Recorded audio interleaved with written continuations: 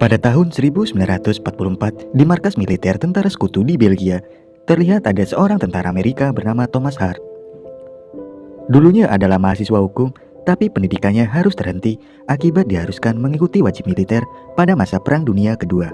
Tentara sekutu yaitu gabungan dari Amerika, Belgia, Inggris, Uni Soviet, dan Cina masih berperang melawan Jerman. Ketika sedang bekerja, sang komandan menyuruh Thomas pergi mengantarkan kapten pasukan sekutu serta kotak berisi alkohol ke garis depan. Di tengah perjalanan, mereka dihadang oleh dua tentara Jerman yang menyamar menjadi petugas penjaga perbatasan. Tom mencoba menjelaskan bahwa mereka berdua hanya ingin lewat. Namun, kedua tentara itu tetap tak mengizinkan dan terus menginterogasi mereka. Lalu sang kapten yang tahu kalau dua tentara tersebut adalah tentara Jerman pun perlahan-lahan berusaha mengambil senjatanya, namun hal tak terduga terjadi.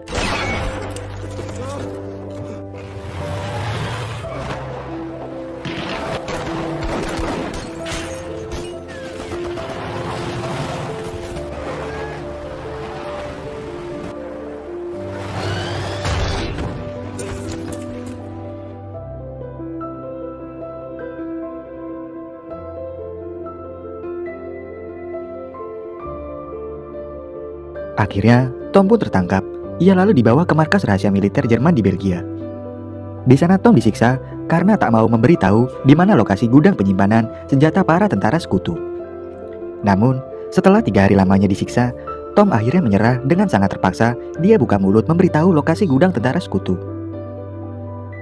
Tom kemudian dibawa ke salah satu gerbong kereta bersama puluhan tentara sekutu lain yang bernasib sama dengan dirinya.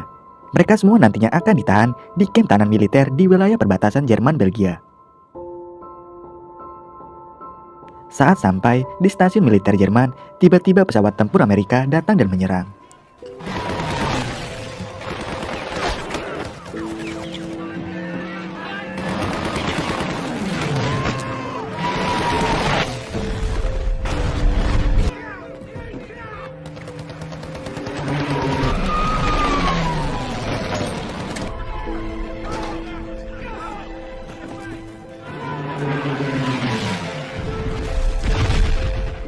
Mereka semua lalu berbaris membentuk sebuah kode sebagai tanda kalau di sana ada tentara Amerika yang juga ikut terkena serangan.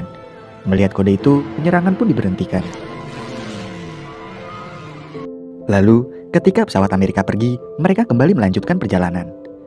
Sesampainya di kamp tahanan Jerman, Tom melihat ada banyak sekali tentara sekutu. Ketika masuk dalam salah satu kamar, Tom bertemu dengan komandan pasukan sekutu bernama Kolonel McNamara yang juga sedang ditahan di sana.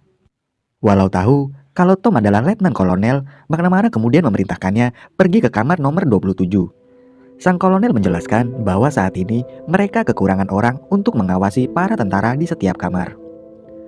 Mendengar perintah tersebut, Tom hanya bisa menurut. Lalu, dalam kamar nomor 27, Tom berusaha mengajak bicara para penghuni kamar. Namun tak ada seorang pun mau menjawab. Tom lalu memberitahu kalau pangkatnya adalah letnan, dan dia diperintahkan oleh Kolonel McNamara untuk mengawasi kamar ini. Mendengar itu, seketika orang-orang langsung hormat pada Tom. Lalu, salah satu tentara bernama Bedford kemudian menunjukkan tempat tidur Tom. Keesokan harinya, mereka berkumpul di ruangan teater. Jadi, di camp ini, Jerman menyediakan suatu ruangan untuk tempat para tahanan berkumpul di ruang teater itu. Mereka bebas mau menonton film, membuat pentas drama, atau hiburan-hiburan lain, tapi tetap dalam pengawasan militer Jerman. Di sana, Kolonel McNamara menghampiri Tom. Kolonel bercerita, tadi dia melihat pasukan Jerman menangkap 2 pilot angkatan udara Amerika berkulit hitam yang bernama Archer dan Scott. Kolonel lalu memerintahkan Tom mengantarkan mereka berdua tinggal di kamar nomor 27 bersamanya.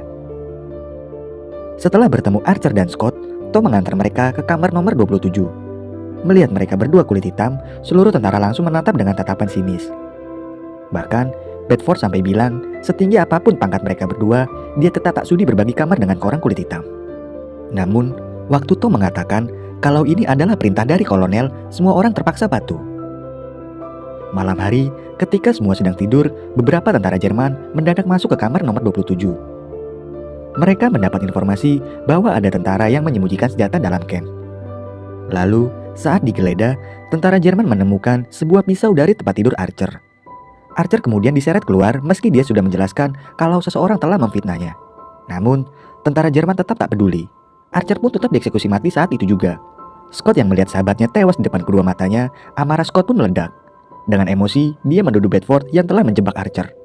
Karena semenjak kedatangan mereka berdua di Camp Bedford, secara terang-terangan menunjukkan kebenciannya pada orang kulit hitam. Beruntung mereka berhasil dipisahkan. Setelah eksekusi selesai, kepala camp tahanan bernama Pfizer serta anak buahnya menggeledah kamar Kolonel McNamara. Dari hasil penggeledahan, Pfizer menemukan sebuah radio. Kolonel McNamara di situ merasa aneh. Kenapa mereka bisa tahu padahal radio tersebut ada di tempat persembunyiannya yang hanya diketahui tentara sekutu. Esok hari, saat semua tahanan berkumpul di ruangan teater, tiba-tiba terdengar ada suara pesawat tempur. Ternyata di luar pesawat Jerman sedang diserang pesawat tempur Amerika. Melihat pesawat Jerman kalah, seluruh tentara sekutu pun berteriak senang. Malam hari, Tom terbangun gara-gara mendengar suara pintu terbuka. Saat mengintip keluar jendela, Tom melihat Scott berada di luar. Kemudian, terdengar suara alarm tanda keadaan darurat. Tak lama kemudian, tentara Jerman datang, lalu menyuruh semua orang keluar. Ternyata alarm tersebut berbunyi karena Bedford ditemukan tewas. Pfizer di situ memberitahu Kolonel McNamara kalau tadi salah satu anak buahnya melihat Scott berdiri di samping mayat Bedford. Di sini Pfizer yakin bahwa Scott lah pelakunya. Mendengar kabar balusan, Kolonel McNamara hanya menjawab bahwa di Amerika mereka akan menghukum seseorang tanpa adanya keputusan dari pengadilan. Pfizer yang merasa tersindir pun kesal. Ia lalu memberikan izin untuk para tentara sekutu mengadakan pengadilannya sendiri. Ia juga mengizinkan menggunakan ruang teater selama seminggu demi menyelesaikan kasus ini. Kolonel McNamara kemudian mendatangi Tom, karena Tom pernah belajar di universitas jurusan hukum. Kolonel pun memerintahkannya untuk menjadi pengacara Scott. Awalnya Tom ingin menolak, namun bila tak ada yang membantu Scott, maka Scott pasti akan langsung dieksekusi mati. Lalu, dengan terpaksa, ia harus setuju menjadi pengacara Scott. Keesokan harinya, Tom menemui Scott di dalam penjara. Tom meminta agar di persidangan nanti, Scott cukup mengaku kalau dia tak sengaja membunuh Bedford. Dengan begitu, pengadilan bisa cepat selesai dan hukumannya akan diringankan. Tapi Scott menolak karena memang faktanya dia tidak membunuh Bedford. Scott pun menganggap hanya gara-gara dia berkulit hitam, orang-orang selalu memandangnya rendah, bahkan sebagai pengacaranya sendiri, Tom sampai tak mau membelanya. Mendengar ucapan barusan, Tom merasa bersalah, ia lalu merubah rencananya. Ia bertekad akan membuktikan bahwa Scott tak bersalah. Di persidangan, seorang tentara bersaksi. Di malam waktu Archer dieksekusi mati, Scott terlihat sangat marah pada Bedford. Scott bahkan sampai menuduh Bedford memfitnah sahabatnya. Maka, dari situ dia yakin Scott adalah pembunuh Bedford. Baginya, orang kulit hitam pasti punya sifat pendendam yang lebih besar dari orang kulit putih. Tom mulai melakukan pembelaan. Ia mengatakan, seseorang tak bisa divonis sebagai pembunuh cuma berdasarkan warna kulitnya saja. Namun, tak ada seorang pun yang mendengar pembelaan tersebut. Sidang hari itu pun ditunda. Malam hari, setelah lama menganalisa foto-foto mayat Bedford, Tom mendapat sebuah petunjuk. Di persidangan selanjutnya, Tom mempraktekkan bagaimana Bedford dibunuh, yaitu si pelaku menggunakan tangannya untuk menyerang Bedford dari belakang. Kemudian, mematahkan lehernya. Tak hanya itu, di salah satu foto juga terlihat ada bekas lumpur di pipi Bedford, yang artinya pada saat membunuh, tangan si pelaku pasti kotor.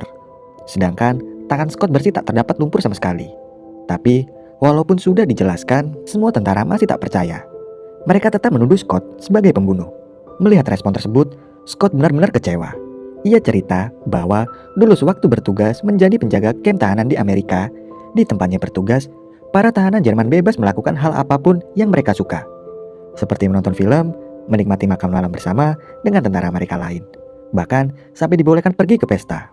Sedangkan dia sendiri yang adalah tentara Amerika, lahir di tanah Amerika, mempertaruhkan nyawa untuk membela Amerika, dia tak pernah diizinkan atasannya makan satu meja bersama tentara Amerika kulit putih lain hanya karena dia berkulit hitam. Meski begitu, Scott tak pernah marah. Di pikirannya selama ini hanyalah bagaimana perang bisa berakhir agar dia bisa pulang ke rumah dan berkumpul dengan keluarganya tanpa harus melihat pesawat tempur musuh membombardir kotanya lagi. Mendengar ucapan Scott, seluruh tentara di sana terdiam. Kolonel McNamara lalu menutup sidang hari itu tanpa keputusan apapun. Malamnya, ketika Tom memeriksa tempat tidur Bedford, ia menemukan sejumlah uang serta paspor warga negara Jerman. Dari barang-barang hasil temuannya, Tom berpikir pasti tentara Jerman terlihat dalam pembunuhan ini. Pada persidangan selanjutnya, Tom meminta Pfizer maju ke depan. Ia kemudian menunjukkan semua barang yang ditemukan di kasur Bedford. Tom menjelaskan, dari hasil penyelidikannya, ia menduga pihak Jerman dan Bedford sebelumnya sudah membuat kesepakatan, yaitu menjual beli informasi. Bedford telah menjual informasi tentang radio milik Kolonel McNamara. Sebagai bayaran, pihak Jerman memberikan sejumlah uang untuk informasi itu. Tapi, karena sudah tidak dibutuhkan lagi, Pfizer pun membunuh Bedford. Mendengar penjelasan Tom, Pfizer tak terima. Ia mengatakan kalau pihak Jerman sama sekali tak terlibat dalam kematian Bedford. Dan juga semua proses sepenuhnya adalah urusan tentara sekutu. Sebagai pimpinan sidang kolonel, McNamara juga mendukung ucapan Pfizer. Ia berpikir bukti-bukti yang Tom berikan masih belum cukup. Sidang lagi-lagi ditunda tanpa ada keputusan sama sekali. Melihat sidang terus-menerus ditunda, Tom merasa aneh kepada Kolonel McNamara yang seakan-akan seperti sengaja mengulur-ngulur waktu. Malamnya, Tom melihat tentara keluar dari kamar melalui suatu jalan rahasia di lubang toilet. Saat Tom ikuti, ternyata tentara itu pergi ke ruangan teater. Di sana terlihat dua tentara keluar dari pintu dan di dalamnya ada tentara sedang menggeser sebuah peti. Ketika dibuka, Tom kaget melihat tentara sekutu ramai-ramai menggali terowongan. Tom akhirnya mengerti. Ia kemudian menemui Kolonel McNamara karena ia sudah tahu semuanya. Ia tahu bahwa kolonellah yang telah membunuh Bedford. Ternyata kolonel tahu Bedford membocorkan rahasia radio di kamarnya pada Pfizer. Sebagai imbalan informasi tersebut, Pfizer mengeksekusi mati orang kulit hitam yang Bedford benci, yaitu Archer. Karena merasa suatu saat nanti Bedford juga akan membocorkan informasi tentang terowongannya, kolonel terpaksa membunuh Bedford lalu menjadikan Scott sebagai kambing hitam agar pihak Jerman memberikan izin untuk memakai ruang teater menjadi ruang pengadilan. Mendengar penjelasan barusan tanpa membantah sedikit pun, Kolonel McNamara membenarkan semua ucapan Tom. Lalu, ia memberitahu rencana rahasianya, yaitu pada sidang terakhir nanti, waktu tentara Jerman mengeksekusi Scott, dia dan 35 tentara sekutu lainnya akan kabur melalui terowongan dan kemudian akan kembali lagi ke camp ini sambil membawa bantuan untuk membebaskan para tentara sekutu yang tersisa. Walaupun cara ini adalah cara kotor, namun dengan mengorbankan satu nyawa, dia bisa menyelamatkan puluhan nyawa tentara lain. Mendengar itu, Tom kesal. Ia mengatakan bahwa sebagai seorang komandan, Kolonel McNamara lah yang seharusnya berkorban, bukan justru malah mengorbankan nyawa anak buahnya sendiri. Dengan sangat kecewa, Tom pergi meninggalkan kolonel. Besoknya, di hari terakhir persidangan, Kolonel McNamara terlihat kurang sehat. Di tengah persidangan, tiba-tiba dia terjatuh. Para tentara lain lalu segera mengantarkannya beristirahat ke dalam kamar. Tom yang tahu kalau kolonel cuma pura-pura pun kemudian mengajak Scott keluar. Di luar, Tom menceritakan rahasia Kolonel McNamara. Tom mengatakan dia juga punya rencana. Ia akan membantu mengulur waktu agar kolonel serta 35 anak buahnya bisa kabur, tapi harus menyuruh Scott ikut kabur juga bersama mereka. Mendengar rencana tersebut, Scott menolak. Bagi Scott, sudah tidak ada harapan lagi untuk orang negro hidup di Eropa. Scott lebih memilih mengorbankan diri demi menyelamatkan tentara sekutu lain. Ia lalu menunjukkan foto keluarganya sambil meminta harus memberikan sebuah surat untuk anaknya di rumah. Tom hanya terdiam. Ia tak menyangka orang kulit hitam rela mengorbankan nyawa demi menyelamatkan para tentara kulit putih yang selama ini selalu membulinya. Sidang pun kembali dilanjutkan tanpa kehadiran Kolonel McNamara di hadapan seluruh tentara.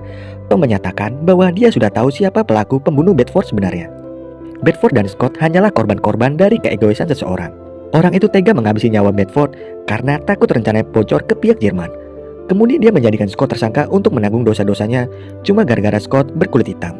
Si pelaku terus membela diri dengan mengatakan kalau kematian dua nyawa manusia tersebut adalah pengorbanan demi menyelamatkan puluhan nyawa lain. Padahal sebenarnya alasan dia melakukan semua ini karena dia pengecut yang takut mati. Orang pengecut itu adalah dirinya sendiri. Scott yang mendengar pengakuan Tom, ia kaget tak menyangka orang kulit putih mau berkorban demi menyelamatkan orang kulit hitam. Ternyata, dari dalam terowongan, waktu Kolonel McNamara bersama 35 anak buahnya akan kabur, mereka juga mendengar semua pengakuan Tom tersebut. Sang kolonel merasa malu, ia sadar apa yang dilakukannya ini salah. Lalu, Tom langsung dibawa keluar untuk dieksekusi. Tapi, saat akan dieksekusi, Pfizer dapat laporan bahwa Kolonel McNamara serta 35 anak buahnya telah kabur. Pfizer begitu marah dan ia berpikir seluruh tentara sekutu dalam persidangan tadi pasti juga terlibat membantu pelarian kolonel itu. Pfizer kemudian memerintahkan para tentara di persidangan tadi dieksekusi mati. Namun, ketika akan dieksekusi, tiba-tiba penjaga gerbang memberitahu kalau Kolonel McNamara kembali. Dari luar, kolonel berjalan mendekati Pfizer, ia lalu mengakui semua rencananya. Mendengar pengakuan barusan, Kolonel McNamara pun akhirnya dieksekusi mati.